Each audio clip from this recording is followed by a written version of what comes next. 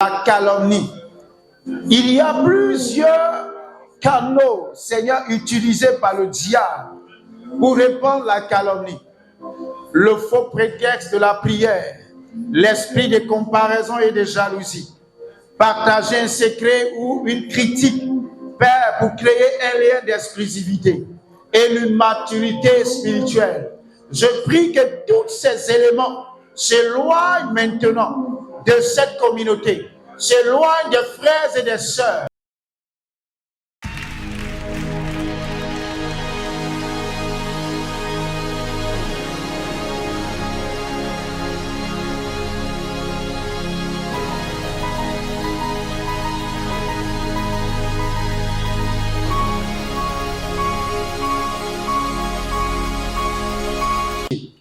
En toutes choses, recherchons la glorification de notre Seigneur Jésus.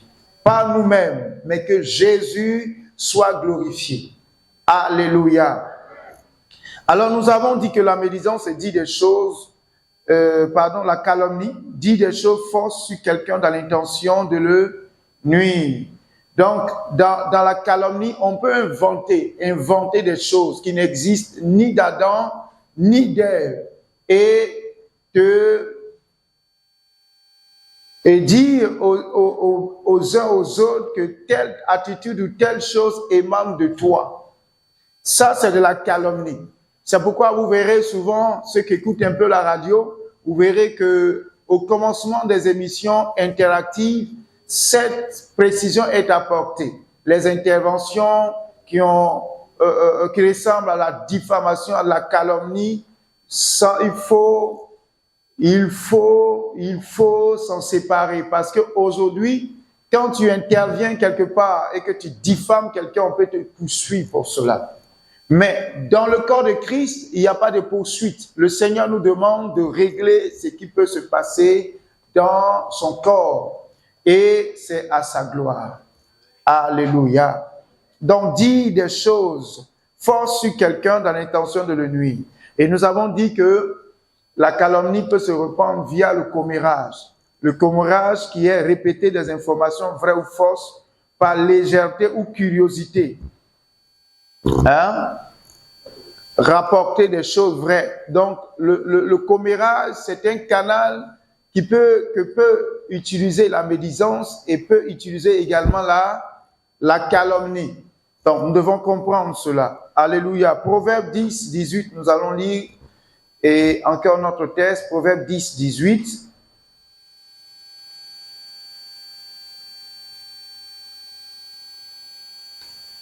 Proverbe 10, 18.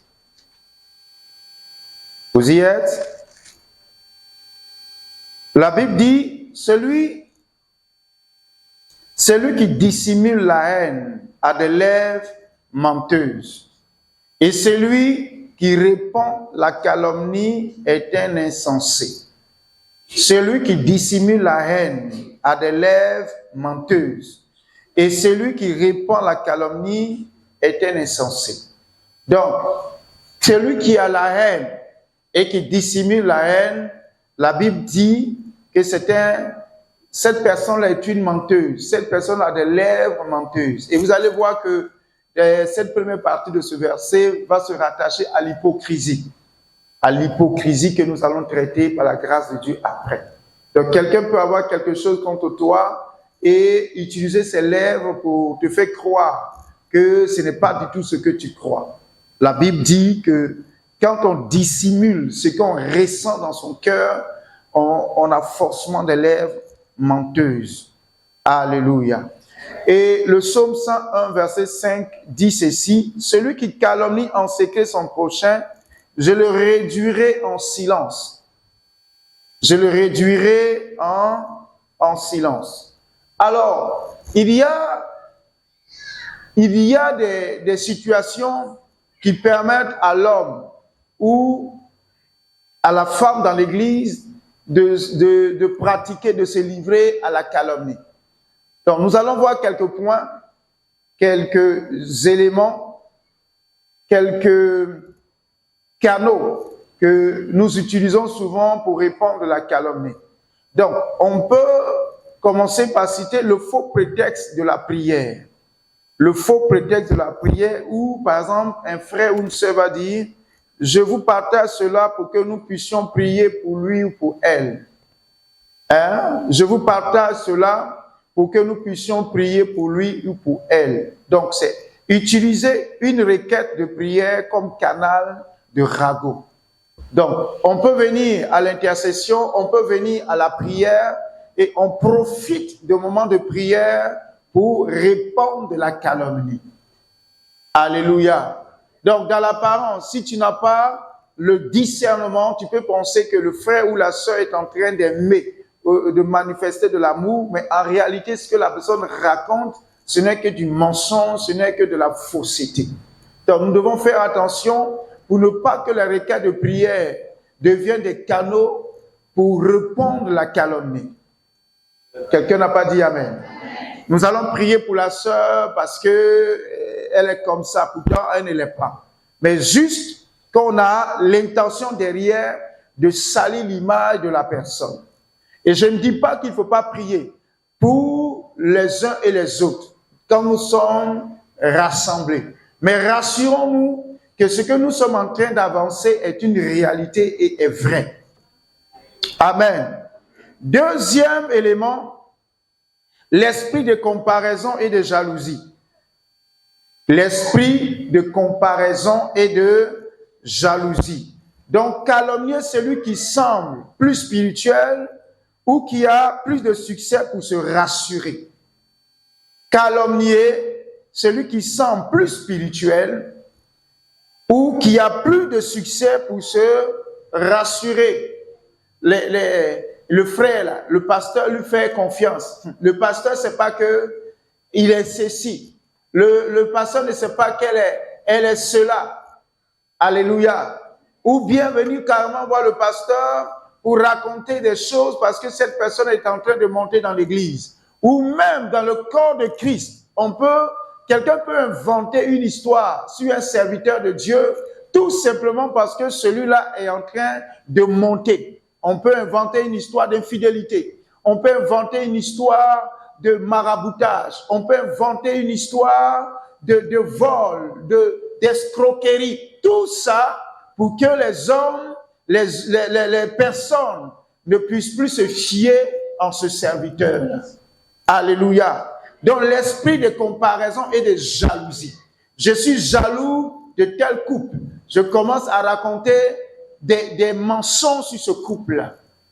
Parce que, vous savez, il y a des couples que certaines personnes apprécient. Vous pouvez arriver dans un quartier, dans une communauté, quand il y a un mariage, c'est eux qu'on choisit comme témoins. Quand il y a une situation, c'est le couple qu'on choisit comme parrain. Et un couple qui est à côté, qui n'apprécie pas que ce soit tout le temps l'autre couple, qui soit honoré, vous allez voir que ce couple-là, par jalousie ou par esprit de comparaison, peut commencer à répandre des mensonges sur ce couple-là. Alléluia. Donc, faisons attention pour ne pas que l'esprit de comparaison nous pousse à vouloir raconter des choses qui ne sont pas vraies sur quelqu'un pour rabaisser la personne. Ou je vais être ami à tel ou tel, je n'arrive pas, mais je constate que cette personne est très proche de l'autre. Mais comme c'est l'autre que je veux auprès de moi, je commence à raconter de la fausseté sur l'autre pour qu'il y ait un lien entre cette personne et moi. Évitons cela, que l'esprit de comparaison et de jalousie ne gagne pas notre esprit et notre vie. Au nom de Jésus. Et le troisième point, je vais un peu vite, vous arrivez à noter. Le premier point, c'est le faux prétexte de la prière. Le deuxième point, c'est l'esprit de comparaison et de jalousie. Le troisième point, c'est partager un secret ou une critique pour créer un lien d'exclusivité. Partager un secret ou une critique pour créer un lien d'exclusivité entre celui qui parle et celui qui écoute. Je pense que le dimanche dernier, j'ai longuement parlé sur ce partage de secrets qui crée un lien d'exclusivité. Gloire à Dieu. Donc, j'ai l'impression, tu peux avoir par exemple l'impression que moi je viens vers toi tout le temps pour te révéler des secrets de telle personne qui a dit ça sur toi ou même de telle personne qui n'a rien à voir avec toi. Donc, le fait d'écouter les secrets que je t'apporte, il y a un lien d'exclusivité. Je me sens très proche de toi. Alléluia. Et il y a des choses que tu commences à faire avec moi que tu n'arrives pas à faire avec les autres. Donc, on peut vouloir créer ce lien-là en révélant des secrets, en révélant des informations ou en apportant des critiques. Souvenez-vous que nous disons que la calomnie est basée sur le mensonge. Donc, que ce soit une critique, c'est une critique mensongère. Que ce soit un secret, c'est un secret mensonger. Rien n'est vrai de tout ça. Alléluia. Rien n'est vrai de tout ça. Donc, faisons attention. Et le troisième point, c'est l'immaturité spirituelle. L'immaturité spirituelle, c'est l'incapacité à gérer les conflits. Quand on est incapable de gérer un conflit, on commence à répandre de la calomnie. L'immaturité spirituelle. Gloire à Dieu. J'ai un problème avec X. Et comme je n'arrive pas à gérer le problème avec X, je commence à répandre du mensonge sur X partout. Alléluia. Je commence à répandre du mensonge sur X pour que X soit mal vu par tous. Pour que moi, je sois celui-là qui soit peint en victime ou en personne innocente. Tout ça, souvent, c'est un esprit qui a pour but de détruire l'œuvre de Dieu. Alléluia.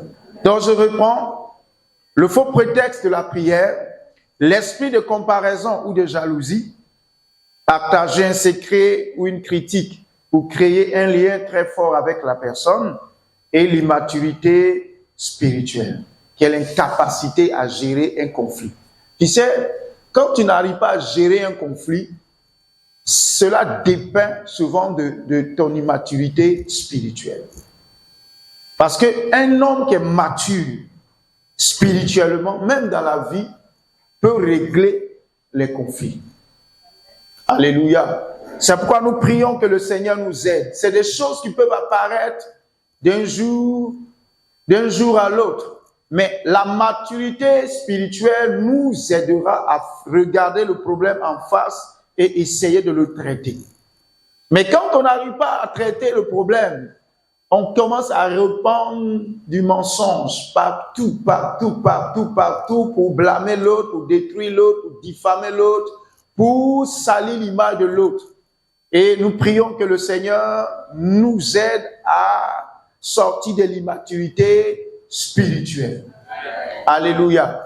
Est-ce que tu peux acclamer le Seigneur?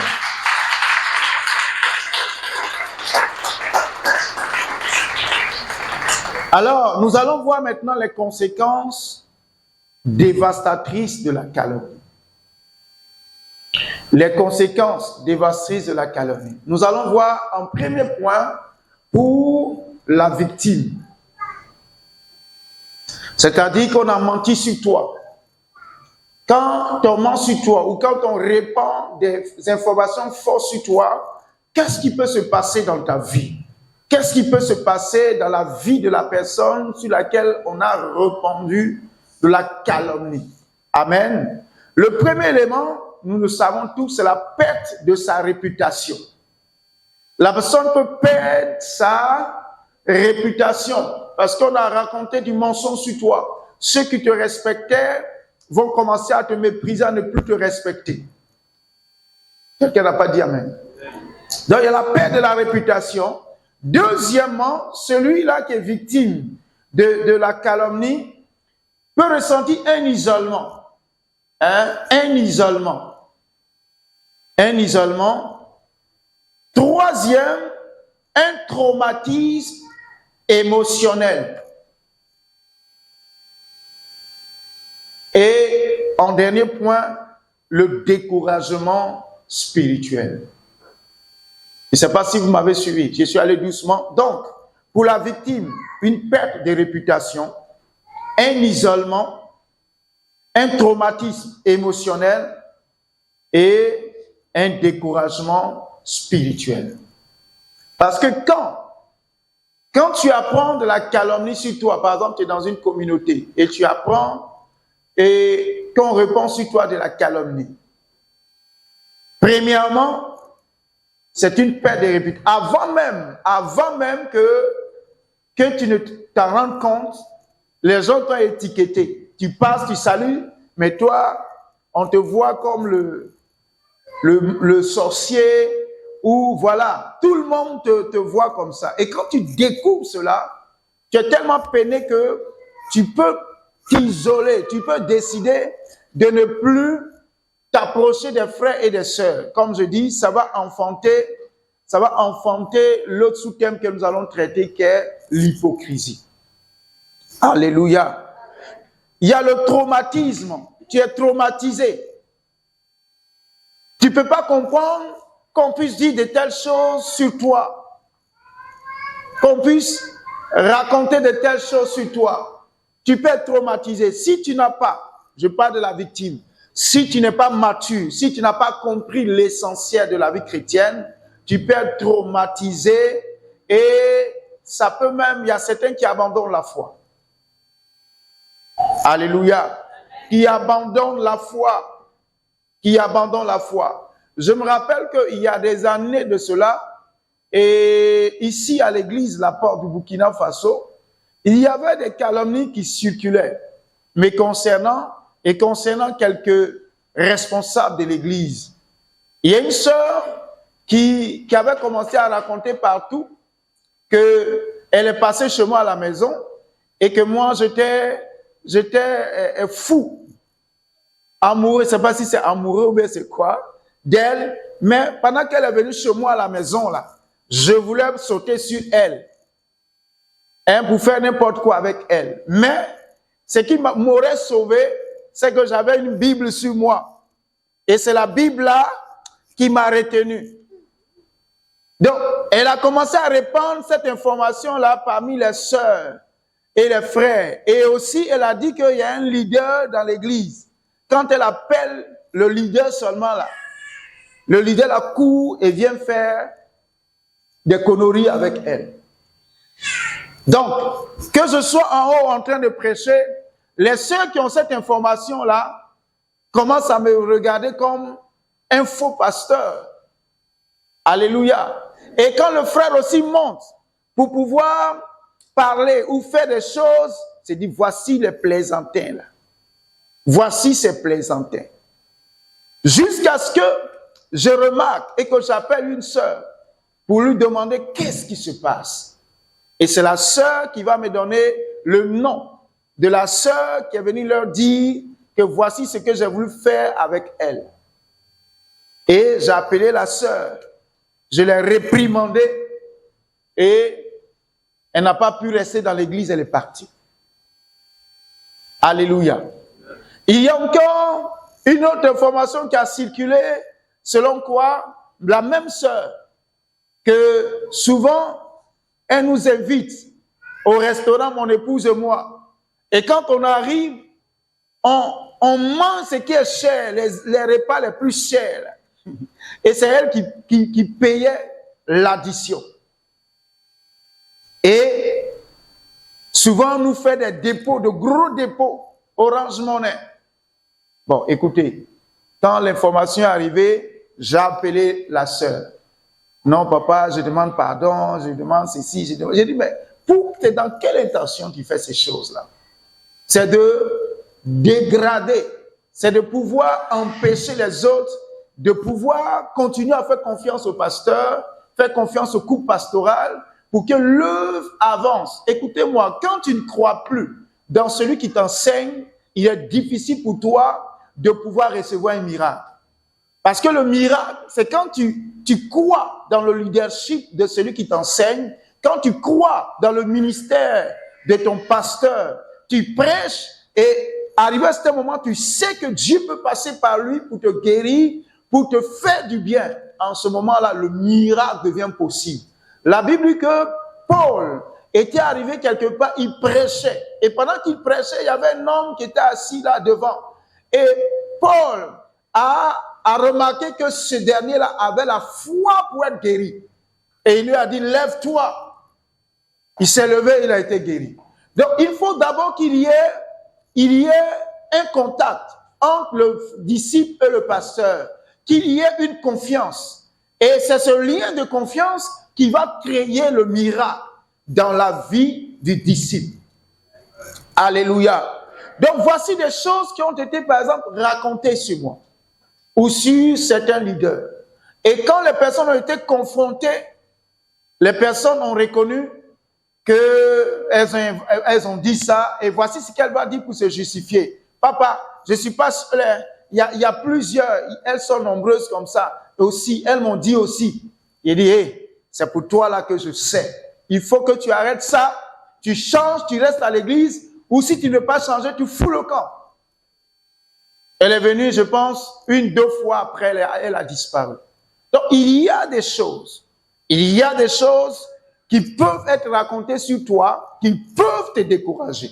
Mais je prie ce matin que si tu avais l'impression de perdre ta réputation, reste tranquille. Celui qui répare les réputations s'appelle Jésus-Christ de Nazareth.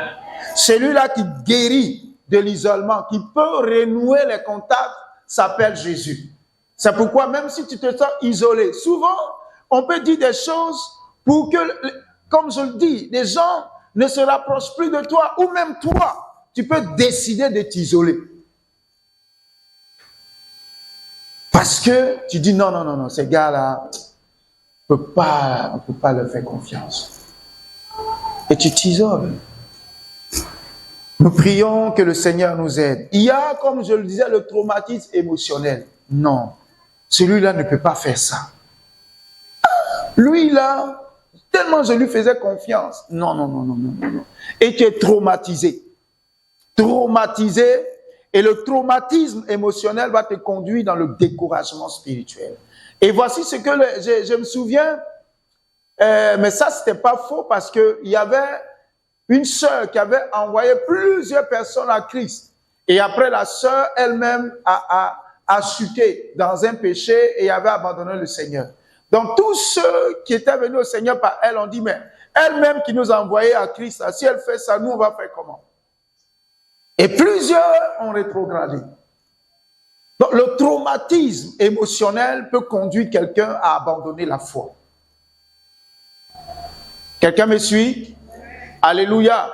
C'est pourquoi la calomnie est un danger pour l'Église. Et nous allons voir cela. Pour le calomniateur, c'est-à-dire celui qui répand de fausses informations, lui, il a un problème. Il va avoir un problème avec Dieu. Donc, obstruction de sa relation avec Dieu, perte de crédibilité. Parce que quand on découvre que tu réponds de la calomnie, tu vas perdre ta crédibilité. Je ne sais pas si quelqu'un me comprend. Tu vas perdre ta crédibilité. Et en troisième point, le fait d'être découvert peut créer en toi un endurcissement de ton cœur. Amen.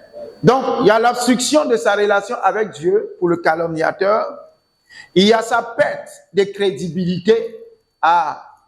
Donc c'est elle qui racontait les mensonges là. C'est lui qui racontait les mensonges là. Et tout le monde va t'étiqueter. Et tu vas perdre ta crédibilité. Personne ne va croire maintenant en toi. Alléluia. Même quand tu viens dire une vérité, on ne peut plus croire en toi. Donc, le calomniateur va obstruer sa relation avec Dieu, perdre sa crédibilité vis-à-vis de ses frères et sœurs et risque de voir son cœur s'endurcir. Amen. Vous avez pu noter quelque chose? J'ai dit pour le calomniateur, obstruction, c'est-à-dire il va avoir un blocage dans la relation entre le calomniateur et Dieu. Obstruction de sa relation avec Dieu. Obstruction de sa relation avec Dieu. Ça, c'est la première conséquence. La deuxième, c'est la perte de sa crédibilité. Tu seras plus crédible. Ça, c'est le deuxième élément, ou la deuxième conséquence. Et la troisième, c'est l'endurcissement du cœur de celui-là qui répand les calomnies. Ton cœur peut devenir dur. Quand on te reprend même, voilà, dans ton mensonge même, tu te fâches. Alléluia. Dans ton mensonge même, tu te fâches. Et au lieu de te repentir, ce que tu trouves à faire, c'est quitter l'église. C'est un danger. Amen. Maintenant, pour le corps de Christ. Donc, on a vu pour la victime, le calomniateur. Nous allons voir maintenant pour le corps de Christ. Si vous voulez, mais on peut voir aussi pour Satan. Amen. On peut voir également pour Satan. Pour le corps de Christ, premier élément, quand la calomnie prend de l'ampleur dans le corps de Christ, il y a des divisions. Division. Comme nous l'avons vu pour la médisance. Il va y avoir de grosses divisions et une perte du témoignage extérieur. C'est-à-dire, souvent, quand il y a des calomnies entre nous, les gens du corps de Christ prendront ce qui s'est passé là pour aller expliquer aux gens du dehors.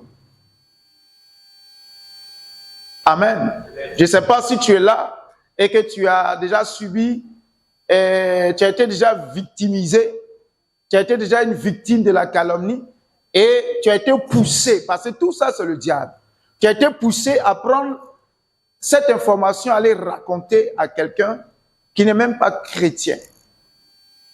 Dans le but, peut-être, d'avoir un soutien de cette personne qui n'est même pas chrétienne. Parce que comme je vous le disais, quand on a des problèmes de médisance, de calomnie, souvent, tu as juste besoin de parler à quelqu'un. Juste besoin. C'est pourquoi vous allez voir, bon, les femmes qui se coiffent, vous allez souvent, on dit que dans les salons de coiffure, il y a beaucoup de choses qui se disent. Parce que la coiffeuse, là, elle quitte la maison, elle est dans son salon. Et c'est là-bas qu'elle travaille. Et elle a vécu des situations à la maison. La cliente qui vient là, elle ne la connaît même pas. Et elles vont commencer à parler de quelque chose.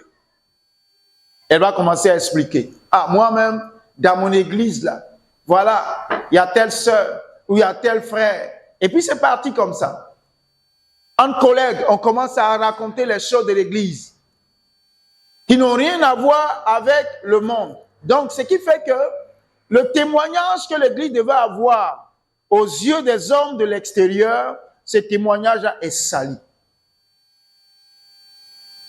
Alléluia. Donc, c'est également pour le corps de Christ, il va avoir le départ de l'église de nouveaux convertis, scandalisés. Les gens vont quitter l'église parce que scandalisés par ces choses-là. C'est la vérité, mais c'est comme ça. Et c'est à nous, en tant qu'église, de travailler pour que ces choses-là ne se produisent pas. Alléluia. Ne se produisent pas. Le véritable gagnant dans cette histoire, c'est Satan. C'est Satan qui gagne. Quand la victime perd sa réputation, qui gagne? Satan. Quand la victime est isolée, qui gagne?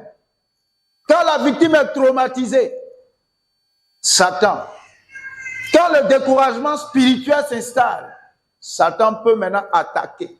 Parce que, souvenez-vous, le but du diable, c'est de nous éloigner de Dieu pour pouvoir nous attaquer. Donc, qu'est-ce qu'il faut faire? Il y a certains, on viendra par la calomnie, par la vie, on parle de nouveaux convertis. Si tu es un ancien converti et que tu t'en vas, c'est ton problème. Alléluia. Ah, le pasteur même a dit que maintenant, si ça peut créer ça. Non, je parle de nouveau converti. Toi, tu es dans l'église, tu as barbe. Et on ment sur toi, tu veux partir. Mais tu n'as rien compris. Toi, tu es dans l'église, tu es devenu une tantiste, puis une tantie. On dit quelque chose sur toi, tu veux partir. Mais tu n'as rien compris. Alléluia. Ceux qui se découragent, ceux qui veulent quitter l'assemblée sont les nouveaux. Les nouveaux, parle avec moi. Demande à ton voisin, tu es un nouveau converti?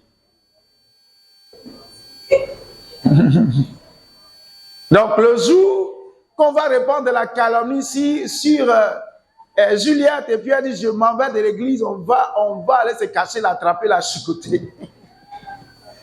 Alléluia. On va la chicoter, puis la traîner, envoyer à l'église. Donc, dis-toi aussi, il y a combien d'années tu es à l'église? Pour des mensonges sur toi, tu veux quitter l'église? Non, ce n'est pas possible. Et nous n'accepterons pas ça au nom de Jésus. Alléluia. Alléluia. Donc, comprenons que la calomnie a des conséquences dévastatrices pour la victime, pour le calomniateur et également pour le corps de Christ. Le corps de Christ même est impacté. Et nous devons travailler à nous éloigner de la calomnie. Alléluia. Le dimanche prochain, nous allons voir le guide de gestion et de résolution des problèmes liés à la calomnie. Nous allons voir comment résoudre. C'est à peu près les mêmes résolutions que la médisance. La médisance, c'est à peu près la même démarche. Alléluia. À peu près la même démarche. Alors, je vais m'arrêter là parce qu'il est déjà 10 heures passées. S'il y a quelques questions sur les conséquences dévastatrices de la calomnie, les questions sont les bienvenues. Donc, ouvrez les yeux pour me regarder. On ne ferme pas les yeux. Ouvrez les yeux. Amen. Monsieur le caméraman, pour me regarder, hein. Si je me déplace, il ne faut pas filmer dans le vide. Oui, question. Posez les questions. La calomnie, là, on est en train de traiter. La médisance, on a traité. Posez les questions. Il faut qu'au sortir de ces enseignements-là, on soit vraiment délivré et outillé pour faire face à cette âme du diable. Question.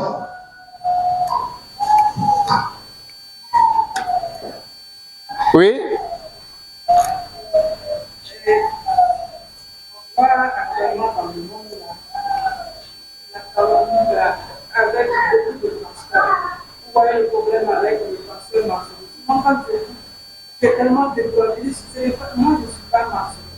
Mais souvent, quand tu écoutes, c'est vraiment décourageant. Pas sur le prophète Élie Pada aussi. Donc, les prophéties, les gens le calomnient. Je me dis que si moi, vraiment, à ce point, je vais fuir. On va fuir parce que ça fait tellement mal. Et c'est les chrétiens même qui sont dedans. Si c'est le monde, on peut accepter. Et c'est les chrétiens même qui véhiculent souvent des messages qui sont. Ça peut faire même quelqu'un va aller se prendre. Et je dis, le Seigneur est en haut, il regarde tout ça et comment on peut faire par cette situation? D'accord. Alors, non, mais ce qu'elle dit, c'est vrai parce que c'est des choses qui font terriblement mal.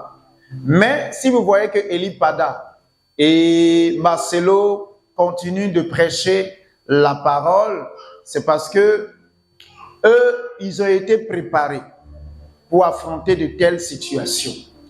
C'est pourquoi, quand Dieu veut élever, souvent quand Dieu veut faire de toi son serviteur, il te fait passer par des situations, toi-même tu ne comprends pas.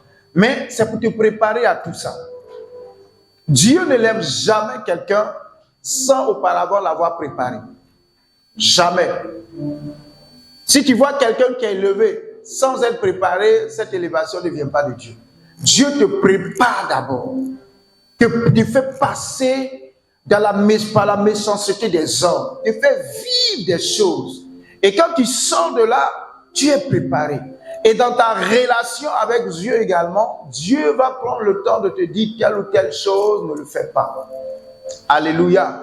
Et je pense que l'une des choses qui peut nous sauver, c'est de connaître son identité. L'identité, là, qui tu es vraiment, c'est le plus important. Écoutez, quelqu'un peut se lever un matin, commencer à répandre des informations pour dire que moi, il m'a vu en train de me prosterner devant un canari. Je ne peux pas empêcher ça. Mais moi-même, là, j'ai dit quoi? On va voir ça dans la résolution. Parce que quand on reprend de la calomnie sur toi, Marcelo, certains disent que c'est lui qui a tué sa femme, et voici beaucoup de choses. Et moi, particulièrement, j'évite de suivre ces choses-là. Et je vous exhorte à ne pas suivre ça. Parce qu'à force d'écouter dessus, tu vas commencer toi-même à prendre une position. Sans même le dire clairement. Il a dit non, j'écoute seulement, mais dans ton cœur là. Soit tu crois que Marcelo est innocent, soit tu crois qu'il a quelque chose à voir avec ce que les gens disent. Donc, pour ne pas attirer sur soi un jugement, je préfère, si moi je regarde Marcelo, peut-être qu'il est en train de prêcher. Mais ces histoires, non, Marcelo a fait ceci, il a fait ceci. Marcelo là, c'est ton camarade. Tu sais d'où il vient.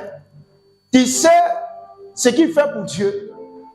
Aujourd'hui, comme le chrétien même a désacralisé ce qui est saint, on peut vilipender les serviteurs de Dieu sans crainte. Et faisons attention. Les hommes de Dieu, je me souviens, il y a un pasteur, quand j'étais disciple, il y a un pasteur qui est venu et qui me parlait d'un bishop. Et après avoir parlé, il me pose cette question. Qu'est-ce que tu penses de lui? J'ai dit au pasteur, parce qu'en son temps, je n'étais pas pasteur, je lui ai dit, je ne suis pas de la trempe de cet homme-là pour oser parler de lui. Moi, je ne suis qu'un fidèle. Lui, c'est un homme de Dieu. Quand je serai peut-être homme de Dieu, je pourrais donner peut-être mon avis. Mais aujourd'hui, là, souffrez que je ne dise rien. Il m'a regardé, il m'a dit que le Seigneur fasse grandir cette sagesse qui est en toi. Mais il y a des gens qui donnent leur vie à Jésus aujourd'hui. On parle de Jimmy Swaggart, ils sont dedans. On parle de Marcelo, oh, lui là même, je savais que c'était un faux type. Attends là, tu sais de qui tu parles? Eli Pada, non. Écoutez, faisons attention. Arrêtons de suivre les histoires qui tournent autour des hommes de Dieu. Faisons attention. Entre-temps, il y avait ce monsieur-là qui est apparu, qui a commencé à dire que Karambiri était un sorcier. Et les gens avaient commencé à ne plus savoir où mettre la tête.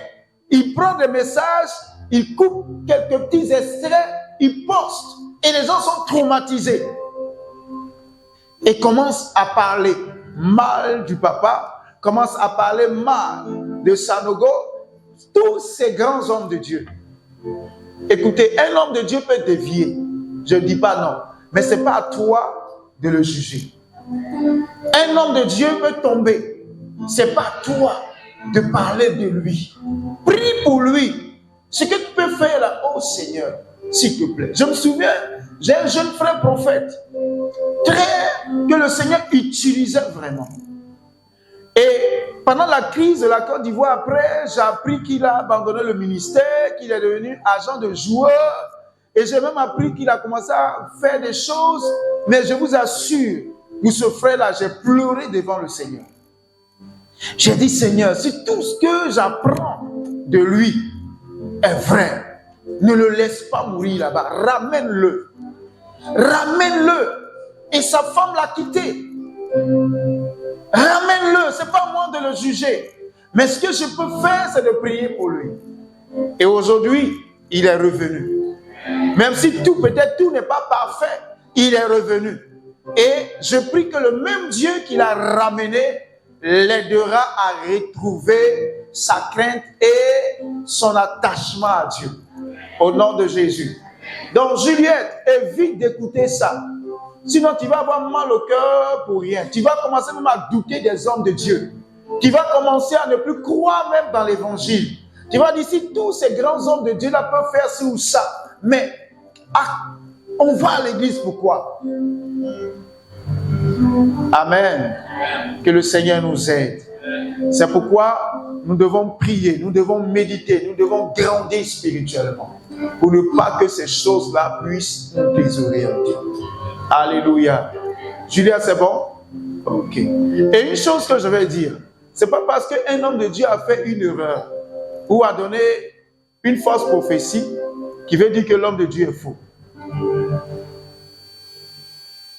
Non. Il peut arriver qu'un homme de Dieu dise quelque chose et que ce ne soit pas vrai. Ça peut, c'est pas pour autant qu'il est faux. Alléluia. Un homme peut faire des erreurs. Mais ces erreurs ne veulent pas dire qu'il est un faux. Donc faisons très attention. Non, il a donné une prophétie telle année, ça ne s'est pas accompli. Vous savez, souvent quand on peut aller dans la présence de Dieu, Dieu peut commencer à nous parler d'une situation. Et quand on n'est pas disposé, jusqu'à la fin, à la fin, la chair peut ajouter pour elle. Donc, on peut parler de la situation, oui, mais dans l'aboutissement de la situation, on peut se tromper. Parce que on n'a pas laissé le Seigneur qui a commencé à nous parler terminer. Nous-mêmes, on a laissé notre chair. Ou nous-mêmes, on voulait que l'affaire finisse comme ça. Donc, on peut donner une prophétie qui est à moitié vraie et à moitié fausse. Parce qu'on a mélangé la chair et l'esprit. Faisons attention à ne pas tout de suite juger les hommes de Dieu parce qu'ils ont dit telle chose. Et souvent, le diable utilise ça pour ternir la réputation des serviteurs de Dieu. Il y avait un grand homme de Dieu américain. Il est toujours vivant. Bernard Blessing. Qui a entendu parler de lui? Un homme de Dieu né de la prostitution de sa mère. Sa mère était une prostituée. Et c'est après, je pense que, je ne sais pas comment c'est fait, mais est-ce qu'il a pu reconnaître son papa? Il a pu reconnaître? Non. Mais cet enfant-là a grandi, il est devenu un prophète. Et il a commencé à impacter les États-Unis d'Amérique. Il est même venu en Afrique faire des conférences, des gens étaient bénis. Et il y a eu des élections aux États-Unis il y avait une dame là, comment elle s'appelle encore? Dernièrement qui a échoué avec Joe Biden, c'est ça? Comment? Hillary Clinton. Il a prophétisé et il disait que Hillary Clinton allait remporter les élections. Et malheureusement, ce n'est pas ce qui est arrivé. Donc à cause de ça, on l'a jeté. Faisons attention. Et souvent, ces erreurs arrivent pour que les instruments de Dieu soient laissés de côté. C'est pourquoi je dis également, n'étiquetons pas les gens à partir de leurs erreurs. Non, quelqu'un peut faire une erreur, mais ça ne veut pas dire que la personne est l'erreur. C'est pourquoi Jésus dit qu'il aime le pécheur, mais il n'aime pas le péché. Faisons attention. Voilà ce que je peux donner comme réponse. S'il y a une dernière question, on va la prendre et on va avancer. Oui. Calomnie. Tout ce qu'on a dit là, vous avez compris? Isolement, traumatisme. C'est bon. C'est bon? Yvette, c'est bon? Ok. Blessing, c'est bon? Et puis, c'est bon? Isaka, Yasoma, Sarah, c'est bon? Ok. Est-ce que tu peux acclamer le Seigneur?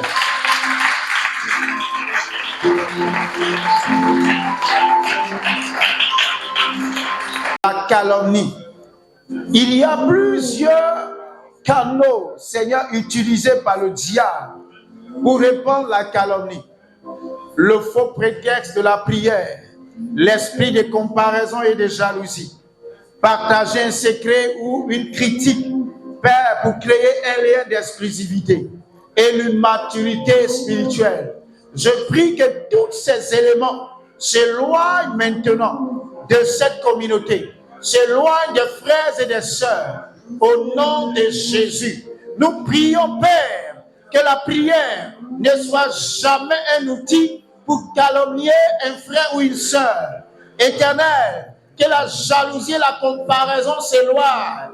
Que Père, jamais nous ne pensons révéler un secret pour nous rapprocher de quelqu'un au nom de Jésus.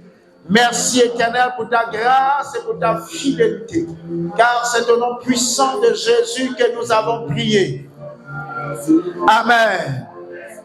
Nous allons encore prier pour que tous ceux qui sont victimes de calomnie, qui ont perdu leur réputation, qui se sentent isolés, qui sont traumatisés émotionnellement et qui sont même découragés, que Dieu les restaure.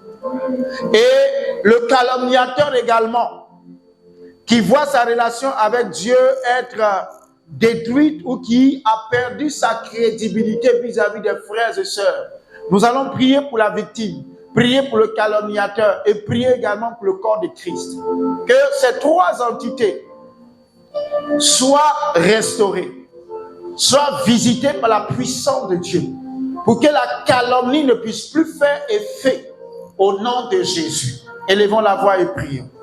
Seigneur, merci parce que pour tous ceux qui sont victimes de calomnie, qui ont perdu leur réputation, qui se sont isolés, traumatisés émotionnellement ou découragés spirituellement, nous prions pour leur visitation. Au nom de Jésus, que Seigneur, toutes les personnes victimes soient visitées et guéries au nom de Jésus. Nous prions pour que le calomniateur puisse retrouver une relation, Seigneur, éclairée avec son Créateur. Nous prions, Père, oui, que tout endurcissement de cœur soit brisé au nom de Jésus et que le Seigneur, ton esprit continue, que les divisions dans l'Église s'arrêtent maintenant.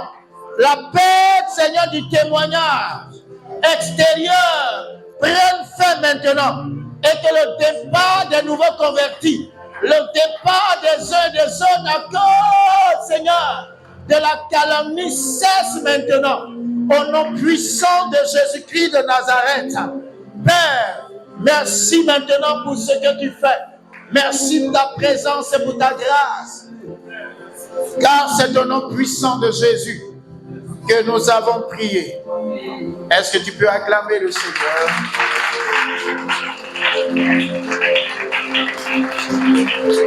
Amen. Amen. Alors, cet enseignement, c'est pour nous équiper. Parce que ce que tu dois comprendre, c'est que tôt ou tard, tu peux être au centre d'une affaire de calomnie.